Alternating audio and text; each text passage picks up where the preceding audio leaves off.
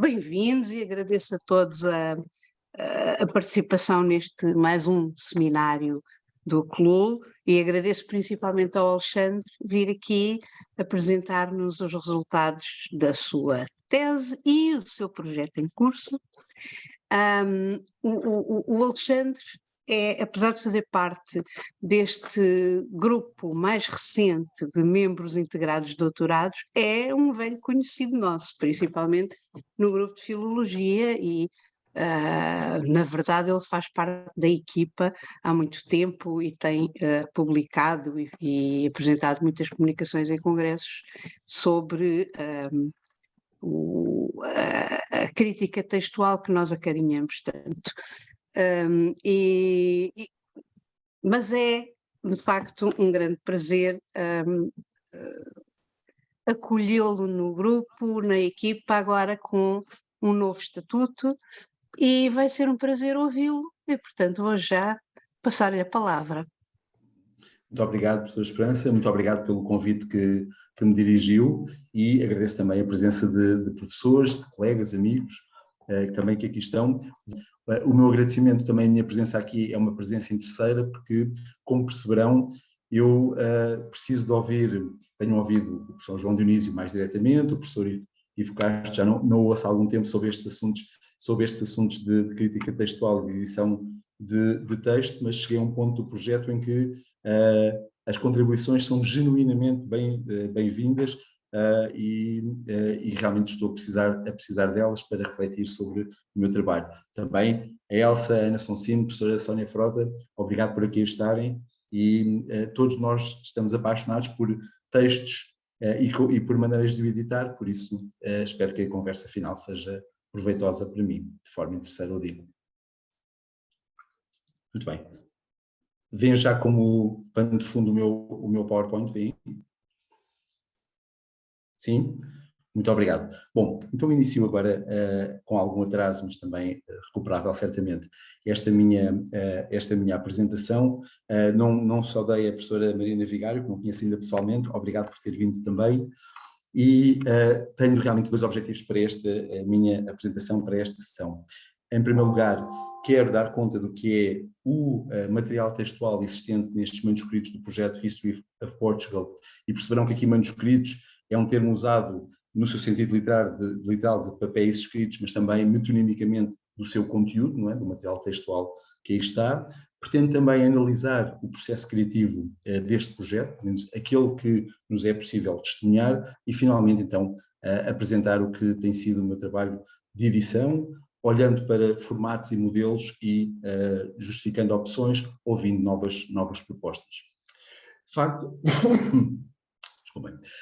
De facto, o que tenho para vos apresentar é este trabalho desenvolvido por um importante historiador, poeta inglês do período romântico, um poeta que dedicou parte da sua vida e do seu estudo a Portugal, e de facto era alguém que tinha um reconhecido mérito e trabalho muito válido no seu país. Ele foi poeta laureado do Reino Unido, foi também um eminente historiador do seu tempo, na altura mais visto como poeta, hoje com o andar dos tempos, ele é concunhado de Coleridge, não figura certamente em termos de cânon ao lado de Coleridge e Wordsworth, mas creio que a parte de prosa e a parte historiográfica têm sido reconhecida e estão vivas e cheias de interesse para os nossos dias. Saudei veio então duas vezes a Portugal, uma primeira estadia mais breve em 1796, passa mais tempo na sua segunda visita em 1800 e 1801, altura em que começa a desenvolver o seu projeto de edição, de trabalho de investigação e de escrita de uma History of Portugal, uma história de Portugal. Os anos em que trabalha neste projeto, que é monumental, como verão, são os anos de, sensivelmente, entre 1800 e 1810, e aí se produz uma abundante quantidade de material, materiais de vários tipos e de várias proveniências que eu tentarei organizar, ou pelo menos catalogar nesta apresentação. E agora queria partilhar estas conclusões convosco. Quando Saudé morre em 1843, o projeto não está concluído, porque Saudé não o retomou, pelo menos nos moldes em que pensava fazer. Vamos ver que há ramificações textuais, mas essencialmente em 1843, há realmente este arquivo, este espólio de manuscritos que é herdado pela filha Edith e pelo seu genro, que edita parte da sua correspondência, edita também algumas das suas notas, mas deixa intocáveis e por editar toda a história de Portugal. Por volta de 1901, é o milionário Archer Huntington que funda a Hispanic Society e que reúne, que consegue adquirir e juntar as duas partes em que tinham sido divididos este espólio de Robert Southey, e o que está a seguir, eu não vou descrever, os tópicos estão aí. Há uma tentativa, primeiro, de localizar os manuscritos por parte de académicos na altura. Oliveira Lima e Maria Odila, o nome é mesmo Odila Silva, dizem que os veem. Odila é uma historiadora que não tem um olhar filológico e, como vê, um material fragmentário, um material não organizado, talvez por isso não tinha valorizado o que encontrou. Mas, sobretudo, Maria Odila estava mais interessada num outro projeto que era a história do Brasil.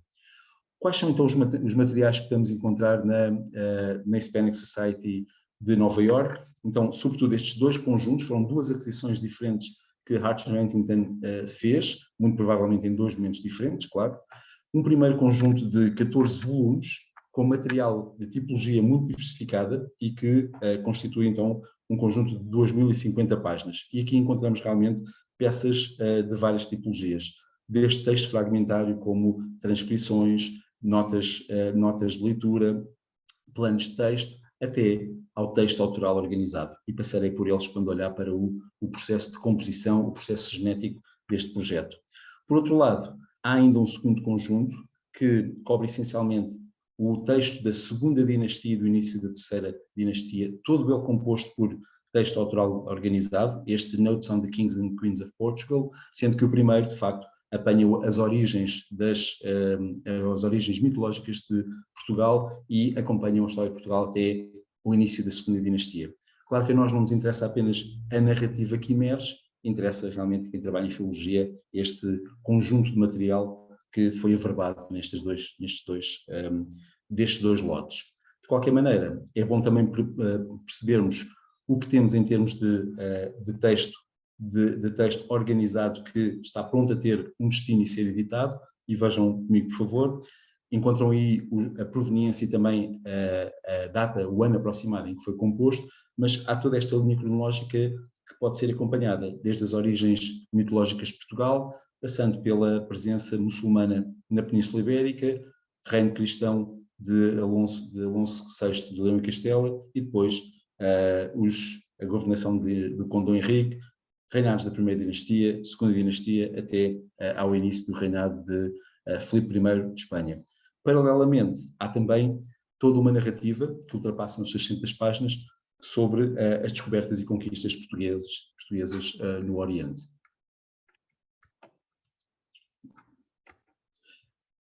Para organizar este conjunto de materiais, que é realmente muito extenso, e de que darei conta de seguida, quis olhar para propostas de trabalho, metodologias avançadas, e fui aqui este teórico da genética textual francesa, Pierre-Marie Piazzi, que tem uma proposta que me serviu de bússola, mas que eu não segui textualmente, até porque os meus materiais eram diferentes do que aqueles que ele trabalhava para projetos criativos literários. No fundo, um projeto historiográfico tem a sua especificidade e, por isso, tive que aclimatar estas tipologias textuais àquilo que eram os materiais que eu tinha perante mim.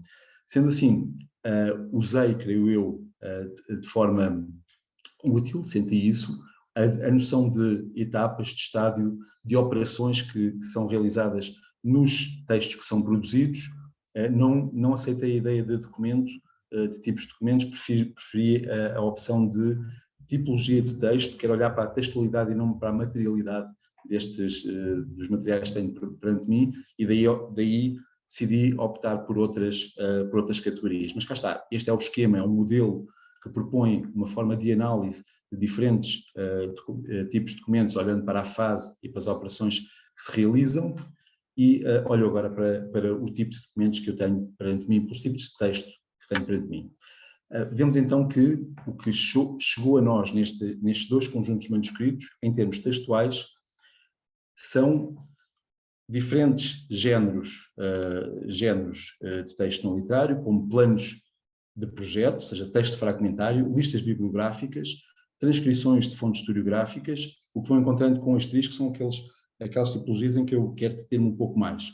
Notas de leituras não direcionadas e direcionadas, explicarei porque usei estes dois termos, índices temáticos, também notas de preparação de texto e depois, chegando ao texto autoral organizado, há uma peça única muito curiosa que é um ensaio preparatório da redação de um capítulo, mas que tem uma autonomia muito grande sobre a linhagem do Conde Dom Henrique, e depois capítulos já numa fase concluída. Cá está, podemos sempre pensar se ali ou não revê-los, mas em fase de acabamento, até porque foram consagrados em versão limpa, de capítulos inteiros desta obra, rascunhos e versões limpas.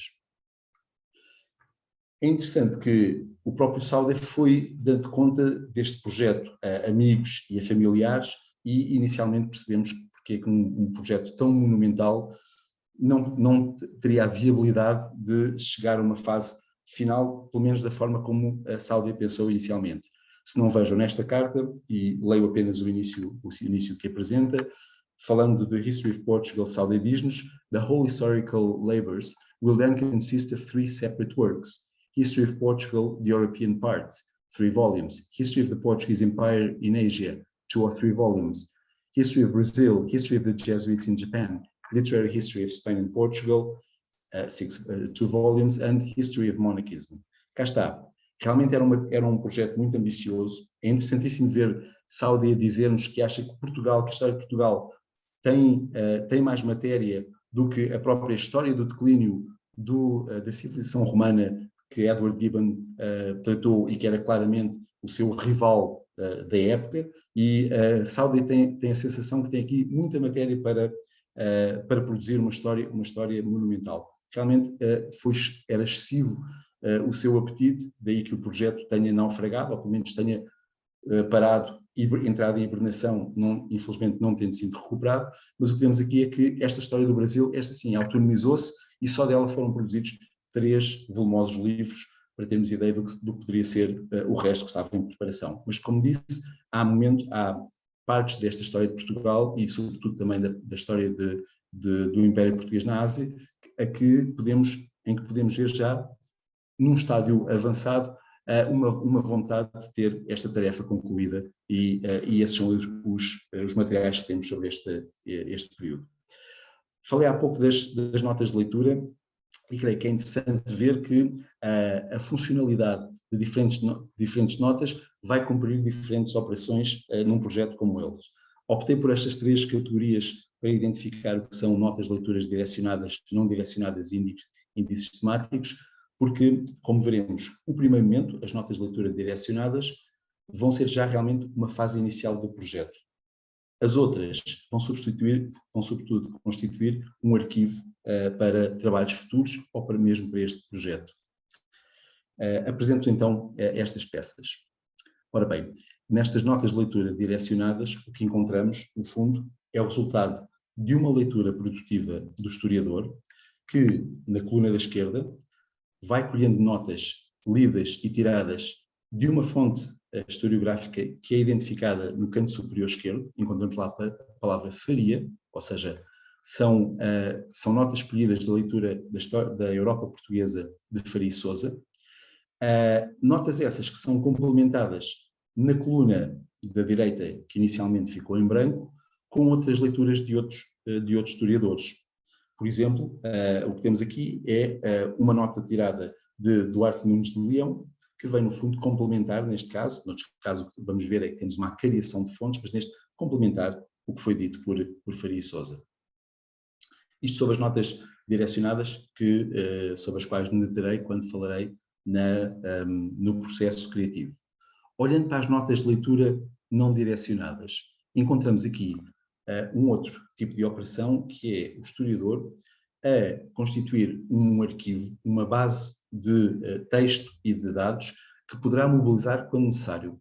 Não lhes atribuiu ainda uma função no processo criativo, nem na obra final que está a preparar, mas percebe que pode angariar todo este material, e, como digo, é de informação e é de texto, para ser mobilizado mais adiante. Claramente, a frase tirada da Crónica Seráfica destinava-se a uma história religiosa de Portugal, ainda que a referência aí com muita graça seja feita a São Francisco de Assis.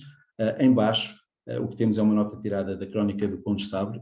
Esta nota não é aproveitada na escrita sobre o reinado de Dom João I, mas é uma nota que fica arquivada, ele fica no seu espólio para uso pessoal.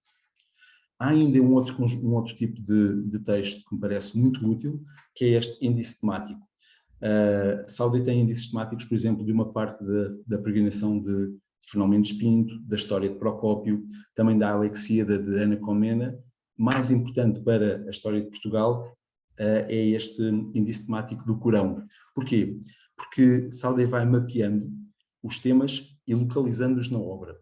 E é interessante ver que, olhando para o primeiro registro, começa o Corão por falar sobre a divindade de Alá, e para Sáuday este tema vai ser utilizado logo no início de um capítulo intitulado de Murs. Por isso é possível encontrar uma filiação entre estes temas que aqui são encontrados e que estão localizados na obra e que permitiam a Sáuday voltar à obra e localizar as questões quando pretendesse, mas depois encontrar um fio que os leva até à própria produção de Sáuday, até ao texto autoral organizado. Há então esta função de orientação e de arquivo no índice temático. Um outro tipo de notas que eu vou distinguir das anteriores recebe o nome de notas de preparação de texto, e o que tem diferente é só isto. Ao contrário das anteriores, nós não temos uma indicação bibliográfica atribuída, o que nos pode levar a crer que Sáuday pode tomar esta nota com base em várias fontes que consultou, ou pode-se dar o caso de apenas não identificar a fonte, mas creio que o estatuto que tem é melhor colocá-las como uma tipologia diferente. E aqui temos, Sáuday infelizmente não chega a produzir texto autoral organizado sobre os reinados da Quarta Dinastia, mas esta era uma nota que dizia respeito ao reinado de Dom José. Retomo as classificações de tipologias que apresentei antes, para olhar agora já não para os textos, mas para o processo criativo, o processo genético desta obra. Há então dois grandes grupos, texto fragmentário e este texto que está já estruturado e do qual podemos já ver um capítulo terminado ou um capítulo a ser construído. E tentei identificar fases do projeto, fazendo aquela relação que Biasi nos aconselha a fazer entre tipologias de texto e fases do projeto, e distingui sobretudo estes três: notas de leitura, rascunhos e versões limpas. Acrescentei uma fase 0 de notas de leitura, e 0 aqui significa precisamente, o 0 tem aqui este estatuto eloquente, de poder permitir que, quer dizer que é anterior às outras, ou que tenha uma autonomia que permita vê-la mesmo durante o processo e o desenvolvimento das outras fases. De forma interessante, realmente, vemos que a correspondência de Sáuday vem corroborar estas ideias, e vejam o que acontece nesta carta que Sáuday escreve a um amigo, John Rickman, em 1802, ou seja, o projeto já vai num processo de amadurecimento, e Sáuday explica como compõe a sua obra. E diz-nos o seguinte: "There are always 3 narratives on the stalks at once. One reign in its first root stage." Vamos ver que este first root stage corresponde às notas de leitura iniciais. "Another in its chrysalis state." Primeiro rascunho. A third fairly copied upon fair paper." Neste momento já estamos a falar de fairly copy, uma versão limpa. "If I'm tired of the kings, I go to the saints. If the Christians are dull, there are the Moors to amuse me. For serious moods, there are chapters that require thought and reasoning, and in the quintessence of my heart, I conceive notes." Também uma referência já às notas. De facto, o processo está documentado de forma muito interessante na correspondência de Sáuday, mas claro, é atestado depois nos manuscritos que temos. Curiosamente, ainda temos contributos, por exemplo, do filho de Sáuday, que nos recorda como trabalhava o seu pai. E num volume em que Charles Sáuday reúne parte da correspondência do pai, deixa-nos algumas notas sobre este modo de ler que o pai seguia.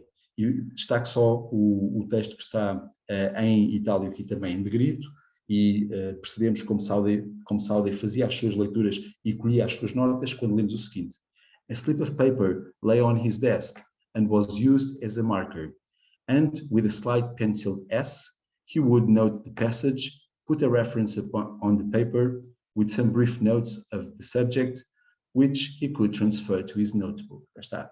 Anotava, recolhia e depois copiava a passagem ou reescrevia o texto, como veremos, no seu caderno, no seu notebook. Também na sua correspondência vamos tendo conhecimento das fontes bibliográficas que Sauder utilizava. Vejam esta nota, por favor, pelo menos o início. My history advances well, diz Sauder a John May a 23 de maio de 1901. My guides have been Faria Sousa, Duarte Calvão, Rui de Pina, Duarte Nunes, Mariana, de Rainhas da Barbosa, a obra de Barbosa, Rainhas de Portugal, Zurita, Step by Step. The provas of the genealogical history have been indispensably useful. E depois, curiosamente, the monarchia lusitana I have not yet been able to procure. Indeed, the books already named with the number of the other collaterally consulted were enough to carry on at first. É muito interessante ver que a monarquia lusitana só vai ser usada numa fase mais adiantada, quando Sauder vai trabalhar a história mitológica de Portugal, porque toda aquela tradição historiográfica de Cister, que está na monarquia lusitana, vai ser útil nesse momento. E é aí que vemos referências nos manuscritos ao uso da obra de Bernardo Brito. Tiro apenas algumas conclusões sobre esta fase zero de leitura, olhando já para as fases seguintes. Então vejam, a fase 0 claramente não é apenas uma fase de leitura, faz já a ponte para o momento de recolha de informação deste projeto historiográfico. Mais ainda, as notas que são colhidas por Sauder são já um momento produtivo em que nos dão um esqueleto no texto, um esboço inicial. E a leitura tem esta função de ser, no fundo, uma fase 1 avançar para uma fase 1 de composição e apresentar já uma espinha dorsal do texto.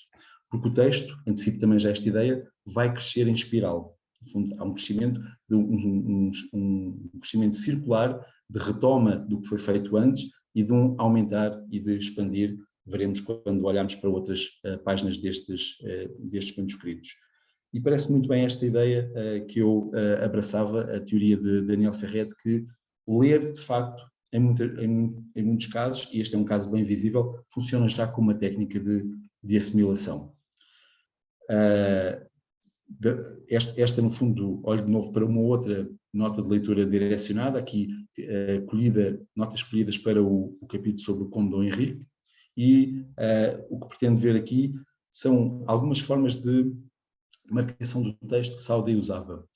Uma forma tradicional de mostrar que o texto já foi reaproveitado para uma fase seguinte é assinalá-lo com esta cruz de coçada que o corta, muitas vezes apenas com uma linha diagonal. O facto de estar a outra cor, a sépia, também mostra que ou será deliberado usar outra cor, ou então foi feito numa fase mais adiantada, porque há realmente campanhas de escrita e também campanhas de reutilização de texto. Mais interessante será, desculpem recuar, ver um outro sinal. No canto inferior esquerdo há uma secção de texto que é contornada por uma linha sépia. Esses momentos são assinalados por Sauder com um F, dando conta de que ele pretendia usar para nota de rodapé alguns desses textos. Estas não foram usadas porque não estão realmente assinaladas, não estão cortadas por uma linha sépia. Outros serão, o F é o F de footnote, podemos entender assim. E de facto, aquelas que estão assinaladas com a cruz são realmente utilizadas para a preparação de notas de rodapé. Reparem como nestas notas de leitura há esta disposição da informação na página, isto é no fundo um pormenor é uma transcrição de um pormenor de uma destas notas, em que vemos o texto entrar em diálogo com outras fontes.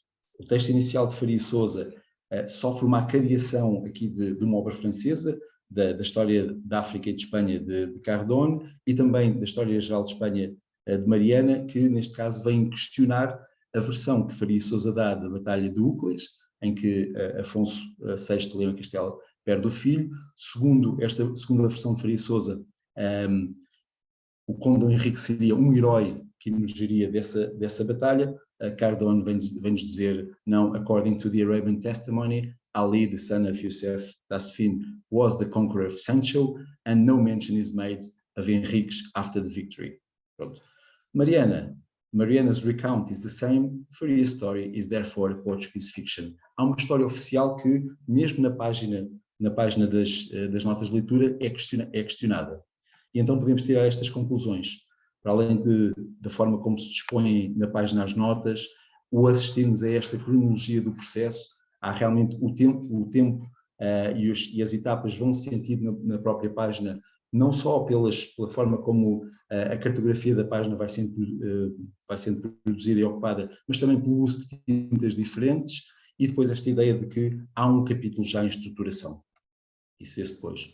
É interessante ver também que estas notas têm uma natureza híbrida e cumprem esta função. São um ponto de chegada de uma leitura, mas são já também um ponto produtivo para se avançar. Há uma leitura que é feita ou em português, de uma fonte portuguesa ou espanhola, que é reescrita em inglês, com recuperação de vocabulário, muitas vezes estruturas frásicas, e que estão neste momento de charneira para o próximo passo, para a fase 2, não é? Que é a fase do rascunho. E por outro lado, esta ideia, esta criação de fontes que nós devemos ver, porque não nos podemos esquecer, estudamos esta obra do ponto de vista textual, importa também vê-la do ponto de vista historiográfico. Hoje olho só para o aspecto filológico, que é o que me interessa, mas há que fazer esta relação com o modelo de história que Sauder está a desenvolver. E há este processo dialético que daqui emerge. Se Faria emerge como uma tese, como o primeiro momento de uma proposta, há uma antítese, um contraditório apresentado por outras fontes. O que é que resulta para o primeiro rascunho? A síntese, não é? A síntese do resultado deste olhar. Metaforicamente, podemos falar mesmo na Batalha dos Livros, como Jonathan Swift propôs na sua obra de Tale of the Tub. Aqui claramente o que temos é isto, o campo de batalha é a página, e a batalha são as ideias, as versões de história que são confrontadas. Desde à conta do que significava este F footnote que antes aparecia. Muito bem, avançamos então para a fase 2, que é a fase do primeiro rascunho. Disposição da página, na página, nesta dupla que está aberta, vai ser semelhante ao que antes vimos, ou seja, inicialmente o texto principal é escrito na página à esquerda, neste caso à esquerda, noutros casos pode ser à direita, mas é usada uma das páginas para redigir o texto. A organização depois tem a ver com a própria estrutura do caderno, e reparem que há uma coluna interna que é deixada em branco inicialmente, e Sauder vai semear aí tanto as datas, os anos em que os acontecimentos dizem respeito, como também fontes usadas. E do ponto de vista também de edição, há que pensar o que podemos fazer como representar esta informação. Do lado direito, o que vamos encontrar são acrescentos, notas que podem ser futuras notas de rodapé, observações que podem levar o historiador a refletir para uma fase seguinte. A fase seguinte será a da versão limpa. É muito interessante ver o seguinte, que quando eu disse que o projeto cresce em espiral, temos aqui um bom exemplo na nota de cima. A nota superior da página de direita é um pequeno apontamento colhido da obra de Prudêncio Sandoval, A História dos Reis de Castela. E vai ser importante porque algumas destas notas vão ser então acolhidas na versão limpa. Por outro lado, também percebemos na nota que está na nota central, mais abaixo, que há ideias que ficaram por acrescentar, que depois de outras leituras vão ser registadas e que vão servir para um aumento do texto, uma expansão do texto. Vejam, são duas notas sobre a entrada do rei árabe de quem já se falou, Youssef Tasfin, na Península Ibérica. Nada tinha sido dito sobre a forma como ele foi acolhido. Então, depois das leituras das obras de Mariana, da história de Geral de Espanha ou de Bleda, Sauder decide fazer um acrescento de informação que será depois espelhado e representado na versão limpa. Ideias então rápidas sobre este primeiro rascunho. vimos como o texto se expunha na página, percebemos também que este texto é uma reescrita de uma fase inicial das primeiras notas de leitura, e vemos também que já se esboça aqui uma preparação da fase 3, quando há acrescentos que são colocados, quando há marcas de que o texto foi reutilizado para uma fase seguinte. Não chamei a atenção, mas queria ver, é um processo muito cuidadoso que Sauder tem para fazer estas ancoragens de notas no texto, estas formas de coindexação. Há muito material textual, há muito texto, e Sauder procura ter a sua organização interna. Os dois sinais das duas cruzes que vêm no canto superior esquerdo têm um sinal idêntico no texto principal, e assim se vai, para o editor percebe-se onde está ancorado este texto, para o próprio Sauder há esta referência para não perder a localização deste texto que vai aumentando. De facto, estamos a falar, como viram, de mais de 2.500 páginas, mesmo em texto autoral organizado, é muito material que há que disciplinar e há que pôr em ordem. E assim cresce a inspirar este projeto, e vai chegar então finalmente à versão limpa. E aqui temos uma versão limpa, emendas, rasuras são mínimas, e este é o capítulo sobre o Conde Dom Henrique. Sobre variantes, dou apenas uma amostra muito rápida, mas queria sobretudo olhar para dois tipos de variantes que encontramos. Encontramos as variantes que estão em cada uma das versões de texto, não tanto nos textos, nas versões limpas, mas mais nas notas de leitura e depois também nos primeiros rascunhos. Há cancelamentos, substituições, reescritas. Quando olhamos para o modo como o texto vai passando e se vai metamorfoseando de testemunho em testemunho, de versão em versão, então aí de facto temos um texto a crescer em 3 dimensões, e as variantes já não vão ser próprias apenas de um testemunho, vão ser as variantes que emergem de uma versão para outra. Dou apenas alguns exemplos do que podemos ver. Alguns casos são de reorganização de frases, outros de reelaboração de um constituinte, noutros casos apenas estamos a falar ao nível do sinónimo e de casos pontuais. Olhando para o tempo que tenho, vou ser um pouco económico e dar só conta de um pequeno fragmento para percebermos este trabalho de reescrita do texto e de crescimento, a partir de um episódio, ou mesmo só do início de um episódio, que encontramos em Faria e Sousa, e que nos dá conta de como Dom Henrique trata um rei muçulmano que se tornou seu tributário, se tornou seu vassalo, e que se afoita a contrariar a obediência que tinha feito, que tinha prometido a Dom Henrique. Este é o texto de Faria e Sousa, ele é um pouco mais longo, não o vou ler apenas uma nota para dar conta de como se comprime a informação, e como nesta pequena nota temos já a semente de futuras versões do texto. E vejam aqui o que se diz sobre Etchamartin, que é King of Lamego, was tributary to Henrique, but attempted to throw off the yoke. The Count, with Egas Muniz, overtook him, laden with spoils in the valleys near the monastery of Varoca. Achanthures, his queen, was with the Moor. Her and the spoils he placed upon Sierra Seca, an eminence that he believed impregnable. The Christian army was along the banks of the Alarda, do rio Alarda. Então, esta é a semente de texto. Só olhando para este momento, neste caso, o desenvolvimento não é tão longo como noutros casos, mas no primeiro rascunho vemos que a nota de leitura já serviu de uma boa base de trabalho, porque lemos: The King of Lamego, Etchamartin, was tributary to Henrique. Instead of the due sum, he sent a defiance, entered his dominions, and was returning rich in plunder. The Count overtook him in the valleys near the monastery of Varoca. The Moor had brought with him Axansuris, one of his wife. Her he secured upon Serra Seca, and with her the spoils, believing their situation inaccessible. Como vemos, o texto é burilado em termos de estilo, mas a base textual, o vocabulário, a estrutura frásica já lá estava, e por isso podemos considerar realmente as notas de leitura uma primeira fase, um momento inicial embrionário. Não avanço para a versão limpa, que neste caso sofre pequenas alterações. Antes de avançar para a questão da edição e para o modelo de edição que eu queria ver convosco, queria só dar conta também desta ideia de um arquivo textual que Sauday reúne durante 10 anos e que depois vai aproveitar de diferentes maneiras.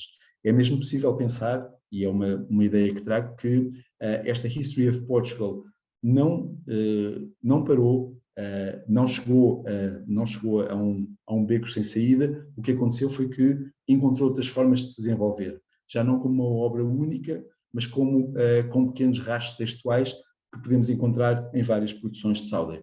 Por exemplo, e não vou começar no ponto A, mas sim no ponto B, por exemplo, pelo facto de, nos anos 20, Sauday ter um projeto de escrever uma história dos mouros, encontra mesmo um editor, o editor, que é a Cabinet Cyclopedia, anuncia que esta obra está a ser preparada e claramente nós percebemos que muito trabalho textual foi já feito. No início dos anos 20, o próprio Sauday o que faz é publicar em revistas literárias da época 2 artigos com uma história encapsulada dos mouros na Península Ibérica e percebemos então os frutos que deu o material reunido por Sauday nos manuscritos da History of Portugal. Ou, por exemplo, recordar-se-ão certamente que havia também uma vontade de escrever uma história literária de Portugal e o que temos aqui precisamente é isto nestes 2 ensaios. Há um ensaio panorâmico sobre a história de Portugal com uma abordagem muito curiosa e interessante, mesmo sociológica, ao que era a história da literatura portuguesa, e um artigo dedicado a Camões, onde também vemos estes rastros textuais a seguir. Como disse há pouco, de facto, há mesmo texto manuscrito que chega à forma impressa, são raríssimos os casos, mas são casos de aproveitamento. E vejam o que acontece aqui. O início de um capítulo sobre a presença moura, uso o termo que Sauday usou, na Península Ibérica, vai ser reescrito com ligeiríssimas alterações na introdução da tradução que Sauday faz da crónica do Cid. Podemos perguntar-nos, mas será que esse texto originalmente não seria mesmo pensado para a crónica do Cid? Há razões que nos levam a crer que não.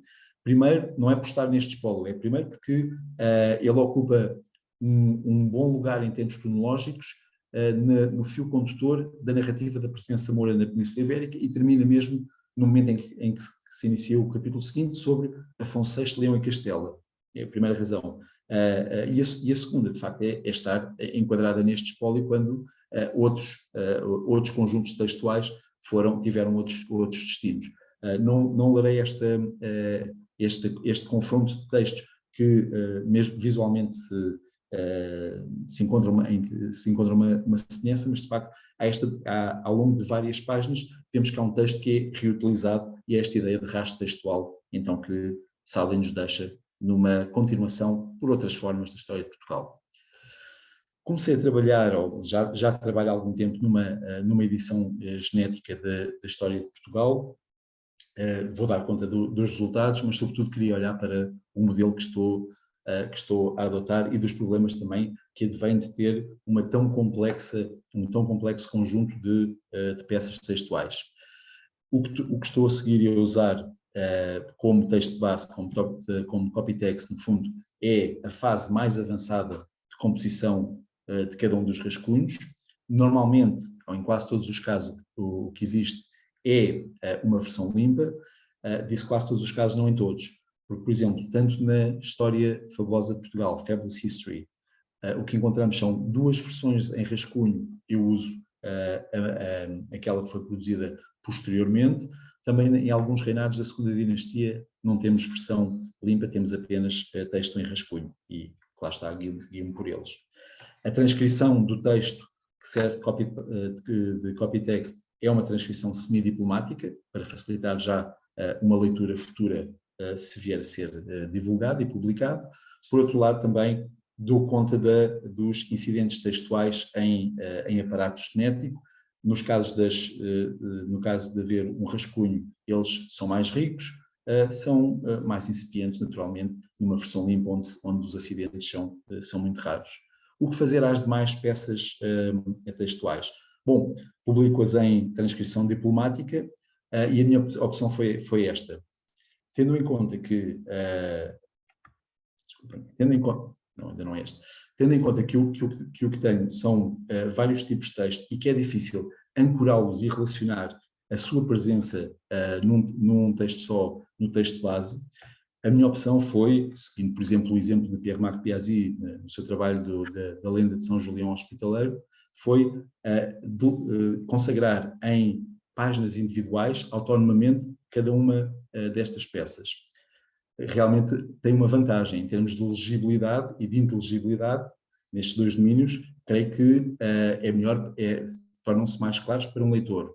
Não, o processo criativo tem que ser reconstituído pelo próprio leitor, não está tão facilitado como numa coação em aparato genético, mas de facto ele assim é possível ver o crescimento do texto.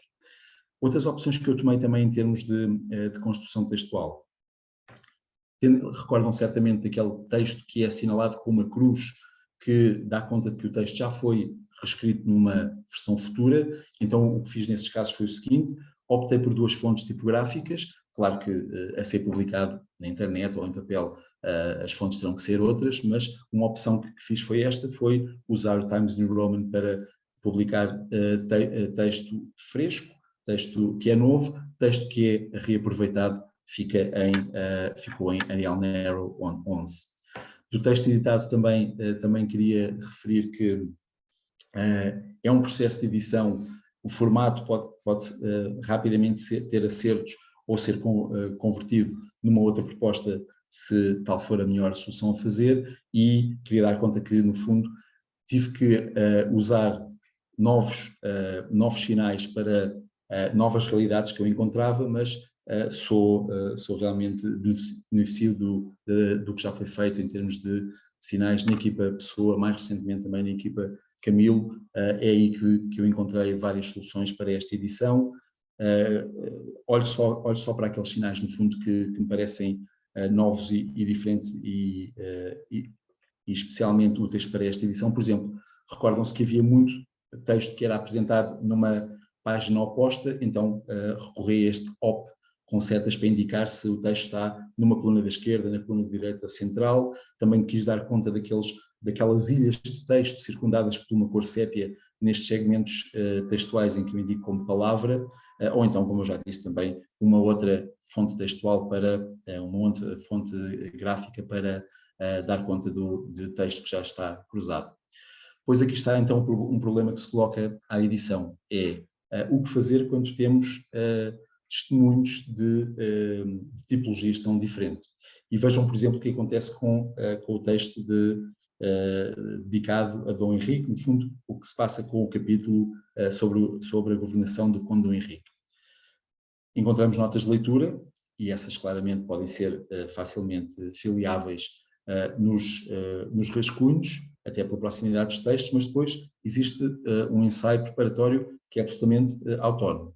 Mas outros problemas que encontramos, por exemplo, quando olhamos para o capítulo sobre os mouros.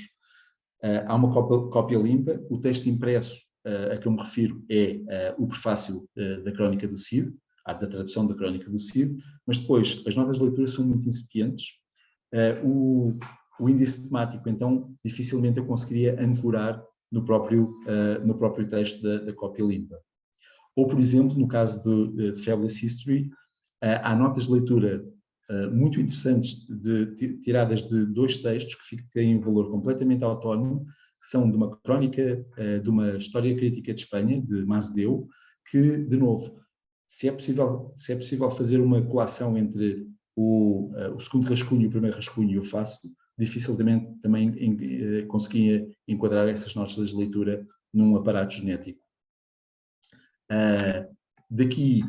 Destes momentos, pretendo só mostrar o que tenho feito em termos então de edição. Este é um caso em que o texto base não vai partir de uma cópia limpa, mas sim de um rascunho. É o rascunho mais adiantado de Fabulous History, da história mítica de Portugal. Vejam como ela é disposto do lado direito, o texto principal, e depois em colunas diferentes, aquela necessidade de fazer a separação por colunas, em colunas diferentes, com funções diferentes do lado esquerdo. A coluna do meio claramente era para indicações ou bibliográficas ou para datas de acontecimentos, e a representação que eu optei foi esta, não é? No fundo, tenho o texto com um aparato genético em rodapé neste caso, que dá conta destes acidentes, mas também da forma como o texto vai crescer e de o modo como o texto é tratado na página anexa. Neste caso o que já tenho é um texto em rascunho sobre Afonso Henriques, e como decidi tratar estas peças de forma autónoma, procuro ser fiel à cartografia da página e dar conta do que temos, por um lado em termos de texto principal, mas também em notas anexas. As notas de leitura, essas ainda colocam maiores problemas, não só pela quantidade, mas porque, se em alguns casos é possível filiá-las no texto principal e no copy text, no texto base, noutras, aquelas notas que não são aproveitadas, ficaram com um estatuto autónomo e muitas vezes não são, só dificilmente poderão ser localizadas no texto base. E chegava apenas agora a algumas conclusões. No fundo, a multiplicidade de tipologias textuais dos testemunhos documenta bem o projeto, mas levanta obstáculos, creio eu, à edição genética, a menos que o que faça é prescindir deles ou dar-lhes um outro estatuto. A segunda ideia é que, de facto, este modelo de edição que estou a seguir está aberto, precisa de afinações, mas também pode ser repensado. E é interessante ver isto, é que, de facto, este é um processo genético, volta à primeira parte da minha apresentação, que se compreende quando entendemos o modelo historiográfico que Sauder pratica. Última ideia, defendi esta ideia anteriormente, Sauder não abandonou o projeto da história de Portugal, ele apenas o redirecionou e continuou a fazê-lo sobre outros formatos. Há casos como aquele que nós vimos, em que notas a um prefácio da crónica do Cid que chegaram a letra impressa.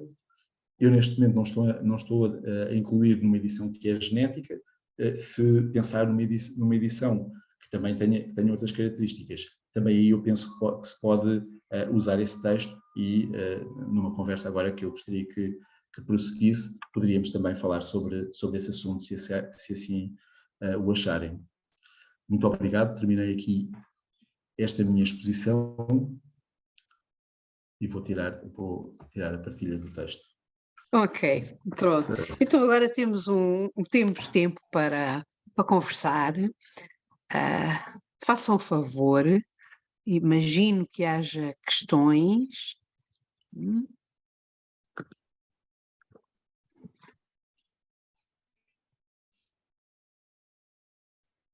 Estou aqui a tentar ver as caras das pessoas. Com licença, te diga uma coisa muito rápida só, e muito leve.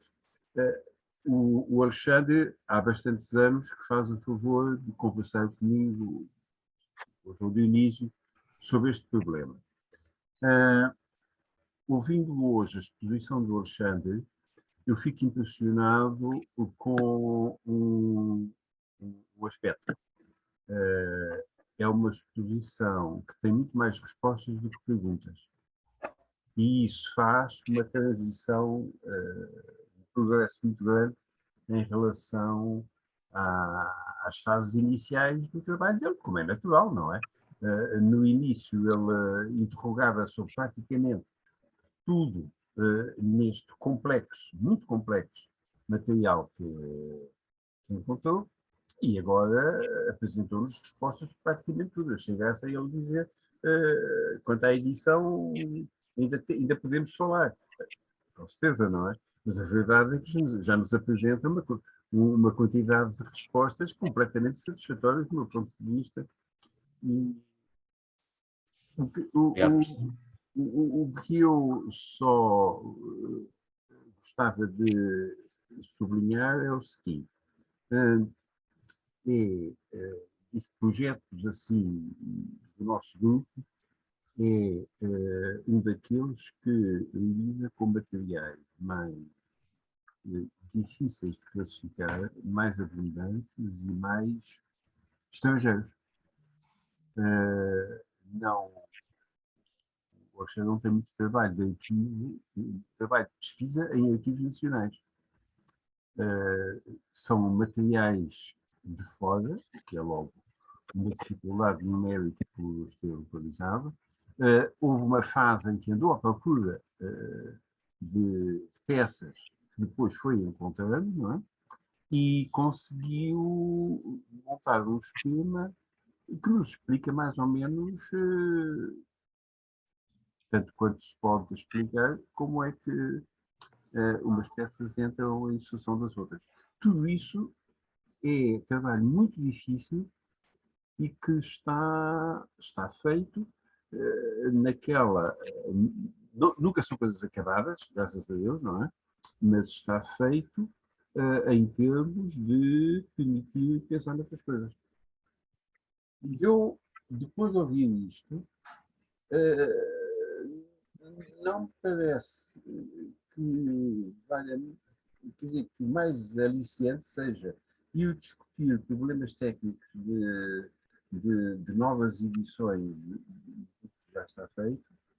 O que me apetece é ouvir para o ano o Alexandre falar-nos sobre outro texto, outro problema, outros manuscritos, outros autores. Porque depois do que acaba de nos dizer, já não pode dizer que está cheio de perguntas a este respeito.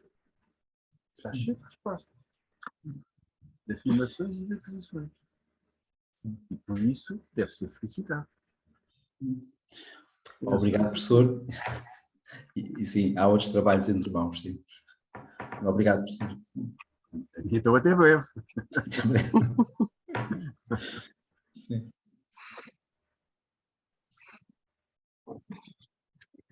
Alexandre, só um comentário ignorante. Com o tipo de edição que está a fazer, em papel, e com a quantidade de material que tem em papel, isso não ficará muito pesado em termos de edição, de leitura, de texto, de livro. Não seria de considerar uma edição digital para isto? Eu acho que a pergunta é certeira e a resposta é sim. Acho que nenhum editor pegaria num projeto destes, sabemos que não.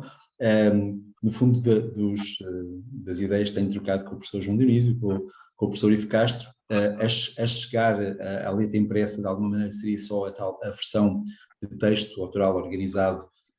Essa sim pode interessar, e creio que sim, em Portugal e fora de Portugal, leitores. Todo o resto da edição que eu estou a pensar teria que ser de facto uma edição digital. Não sei em que formato, mas impensável realmente ir para o formato de papel. Isso era, não só por não ter viabilidade económica, e sabemos que as editoras são empresas que pensam assim, com todo o direito, não é? Mas também por não se justificar, de facto, é isso, não é?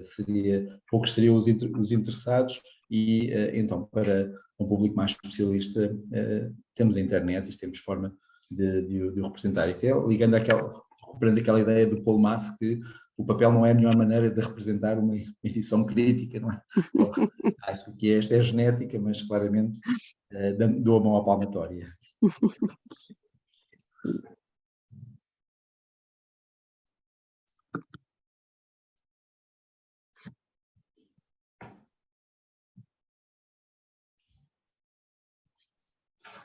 Mais questões, mais comentários? Eu acho que o Alexandre diz que queria ouvir-nos e que tinha perguntas, mas na verdade não tem perguntas, não é? Como diz o professor Ivo, tem respostas, já tem respostas. Se posso, Esperança. Sim, claro. Bem, é um pouco na sequência daquilo que disse o Ivo em relação às dúvidas do Alexandre sobre a edição, e é desviá-lo um pouco dessa preocupação, porque para além dele se poder dedicar a outros textos, não sei exatamente a partir de quando, e pensando agora na questão do formato, a dar ao trabalho que ele desenvolveu até agora, não na perspectiva do arquivo digital, mas em formatos tradicionais, Eu julgo que há 3 tipos de público que podem ser procurados por iniciativas num futuro próximo da parte do Alexandre. Ele já mencionou e relaciona-se com o interesse dos historiadores ingleses e não só, por estes textos, aquilo a que eu vou chamar por facilidade os saudianos ingleses. Mas também em relação à parte portuguesa, o Alexandre capitalizou, parece-me, bastante bem para a tese que apresentou há não muito tempo. Os benefícios que colheu do seminário com o professor Sérgio Campos Matos tornam este texto interessante mesmo para nós. E a esse nível, o tipo a quantidade e a diversidade de material e o diálogo que ele foi entabulando com o Pierre-Marc Piazzi habilitam-no a pensar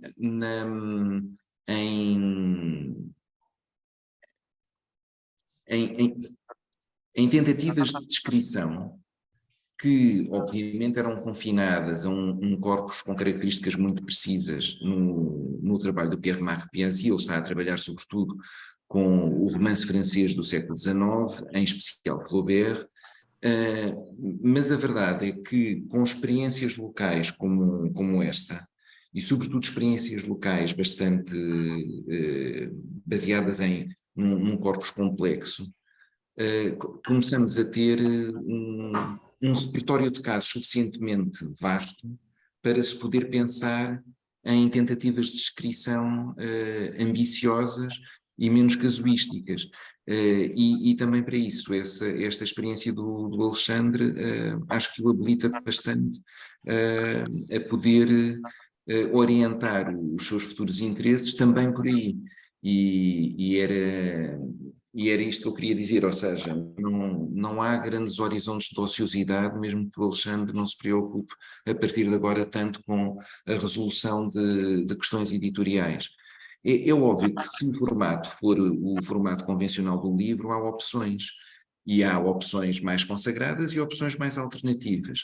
É um bocadinho deselegante eu estar a dizer isto, porque eu fui um interlocutor que me senti privilegiado por trabalhar com o Alexandre ao longo dos últimos anos, mas as opções editoriais que ele fez, e sublinho isto, foram feitas pelo Alexandre, parecem-me suficientemente convincentes para concretizar aquilo que é concretizável num formato que foi pensado, e pensar a partir de agora noutros caminhos, e eu gostaria de que ele não desistisse completamente de fazer desta experiência uma experiência-chave para iniciativas de descrição global que pudessem ser alternativas atualizadas ao que o Pierre-Marc Piazzi fez antes de 1996 e depois, sobretudo, com maior divulgação a partir de 1996, com a tradução inglesa do artigo que ele tinha feito antes. E pronto, não é uma pergunta, mas é o que se pode arranjar a esta hora do dia. Mas é um bom contributo e eu agradeço, professor. E sobretudo também, como já agradeci publicamente, o acompanhamento que tenho tido seu, do professor Ivo e outros professores neste projeto. Não me deixa estar só, porque tem sido um caminho longo. Muito obrigado, professor.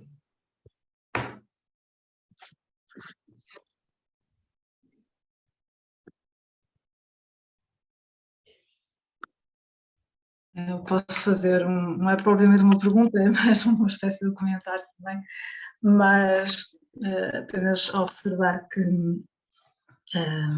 sendo este autor, no fundo, um autor de charneira numa época de transição entre conceitos de originalidade, de autoria, de propriedade também intelectual, não é? Não deixo deixar curioso o facto dele recorrer a um ritual de leitura que era característico dos 700, dos homens de 700, não é? a compilação das chamadas anotações, que serviam depois de base para a redação do texto. E a este propósito, o Alexandre distingue duas fases nos documentos que compilou. Distingue uma primeira fase, se percebi bem, que são notas de leitura direcionadas, e depois uma segunda fase, a que se chama texto fragmentário, que serão também notas, com transcrições de texto, mas mais já orientadas para a fase de redação. A pergunta que coloco, esta compilação de fontes exogenéticas, não é? Esta fase do texto fragmentário, se ela é feita com alguma preocupação de identificar os autores, ou seja, é feito como citação, como recolha de citações devidamente identificadas dentro dos conceitos de autoria que são modernos, não é? de respeito pela autoria, ou se essas anotações fragmentárias são feitas já como uma apropriação de texto. Se depois o autor se apropria dessas citações, incorpora no seu texto, sem muitas vezes identificar as fontes exogenéticas e os autores que são compilados nessas notas fragmentárias. Obrigado, Elsa. Um abraço, amigos. Já não nos vemos há algum tempo. Obrigado pela questão também. Então, eu vou ficar um pouco atrás, porque não dei uma resposta ao professor João Dionísio. Nós não podemos ter a ambição, nós trabalhamos em crítica textual, de, como Einstein ambicionava, ter uma teoria geral do universo. Dificilmente creio que também haja uma teoria universal da produção textual, até porque, como disse, como agora a Elsa referiu, diferentes épocas, diferentes autores, diferentes geografias terão tido diferentes práticas, e ainda há a dimensão idiosincrática que leva cada autor a produzir da sua maneira. Mas, de facto, é interessante ver estas práticas que vão tendo eco noutros autores, ou porque alguém vê fazer, ou porque de facto são formas boas de funcionar. As anotações, como foi referido, Sáudia tinha a prática de usar os notebooks, que são seguidos por muitos autores, não só oitocentistas e novecentistas, mas de outras épocas também. Esta ideia de colecionar, fazer o commonplace book, também é um termo, uma prática muito inglesa desta fase, e há bastante estudos sobre este tipo de angariação de dados para os mobilizar para a escrita, que Sáudia também seguia. Há de facto esta tentativa de estudiosos que já o fizeram de enquadrar a Sáudia na sua época e perceber como trabalhavam. E de facto é isso. De facto, usando um termo, já que fui a Einstein, vou uma segunda vez, de forma como um leigo, que era realmente Deus não jogava aos dados. Um homem que tem que produzir, como Sáudia produz, que ele, citando o título de uma biografia, An Entire Man of Letters, um homem que vivia da sua pena, que era muito ambicioso no que escrevia e que tinha um apetite pantagruélico para ler e para escrever, mobilizava realmente tudo o que trabalhava, nada se perdia, de facto, de como ele fazia. Algumas destas peças são usadas, alguns destes textos são usados e têm uma visibilidade mais produtiva, outros se calhar funcionaram mais de forma mais subterrânea. Mas uso também dois termos que a Elsa puxou à colação, endogênese e exogênese. De facto, nenhum destes termos é pacífico, de certeza, com ninguém, nem com os autores do século XIX, nem com autores literários franceses e muito menos com Sáudia.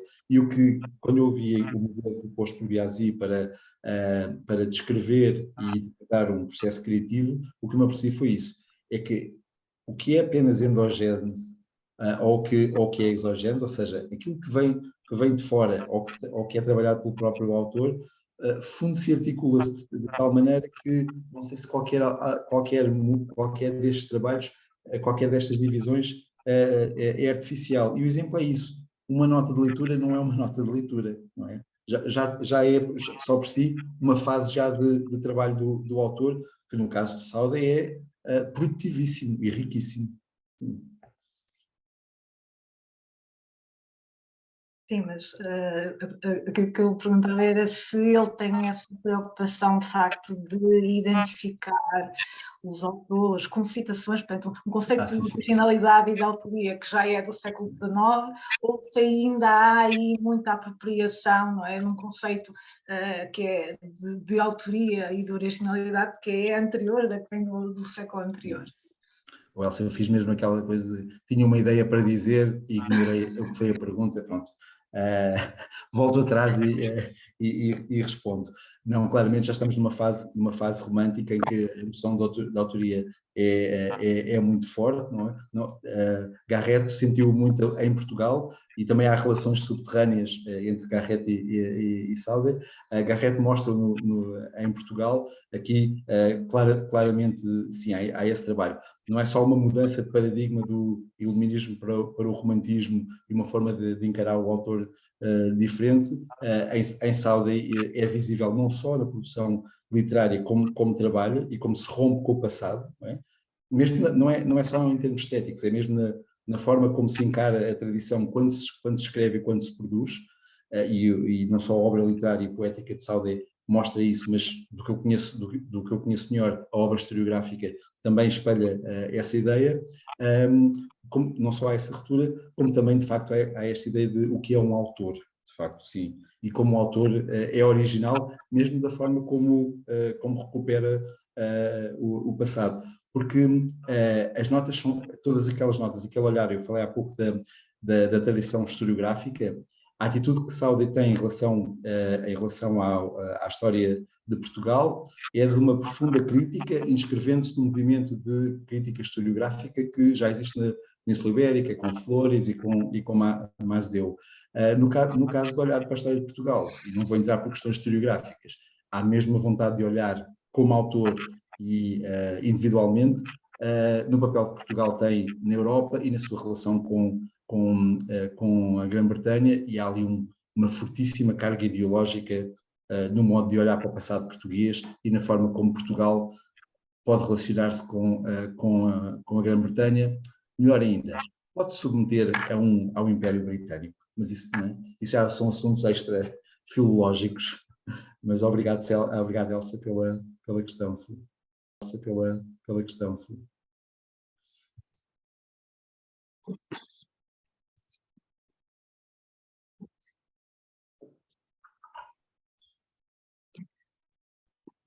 Eu sei que a tarde já vai longa, mas, Alexandre, agora fiquei com imensa curiosidade sobre essa questão das relações subterrâneas entre o Sauda e o Garrett. Sim. Eu acho que tornei o prato demasiado apetitoso e não é tão saboroso como isso. Bom, sobretudo o que é conhecido, o que aconteceu foi o seguinte: Sauda é um autor que nasce antes de Garrett, que Garrett, infelizmente, não sei, o professor João Dionísio me ajudará, mas não é de crer que se conheceram na passagem de Garrett por Inglaterra. No entanto, quando Sauda é ministro, os poucos dias que foi ministro do Reino, o que ele faz, ou possivelmente até noutra altura em que sabemos da influência que Garrett tinha junto do governo pós-cabralista, o que faz é querer atribuir a Torre e Espada a Sauda. E envia-lhe mesmo uma carta fazendo esta proposta. Infelizmente a Sauda não dá resposta, ou por ser numa fase da vida, ele perdeu as suas faculdades mentais no final dos anos 30, mas ou por essa razão, ou porque já não estava, não conhecia Garrett e não tinha a vontade, ou não deu a seriedade que devia ter dado a esta proposta. Sabemos que o assunto, infelizmente, cai em saco roto.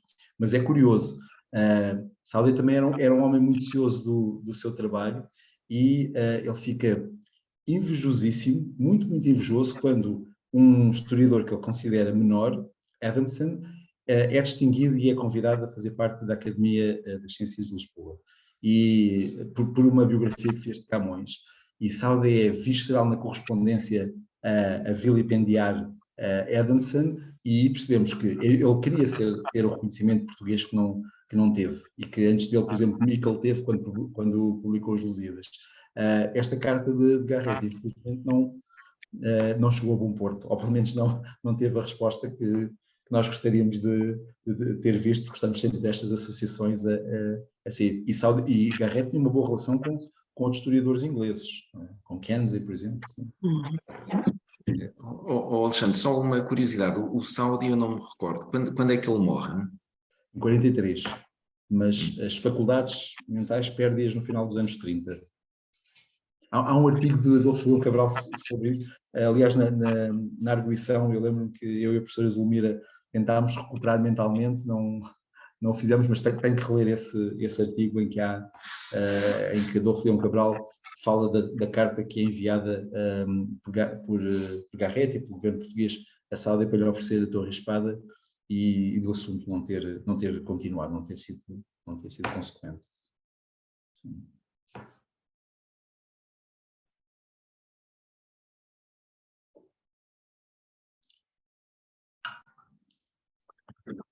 Em que data é que a carta está a ser escrita? Não me recordo, professor, exatamente da carta, não me recordo. Já quando eu estava demente?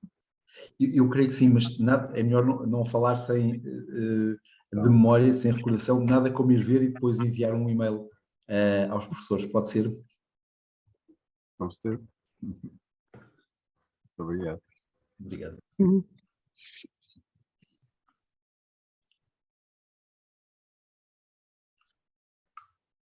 Mas a Torre e Espada, de todas as maneiras, é uma condecoração militar e ele queria reconhecimento literário. Pois é. Pois, seria naquele tempo também, em princípio... A Torre e Espada? Sim, já devia ser. Foi sempre, não é? Foi sempre. Então, nada como não falar de memória e falar com base em papéis e documentos e ir procurar o artigo que nem eu nem a professora Zulmira nos conseguimos reconstituir quando falámos aqui há uns meses na arguição.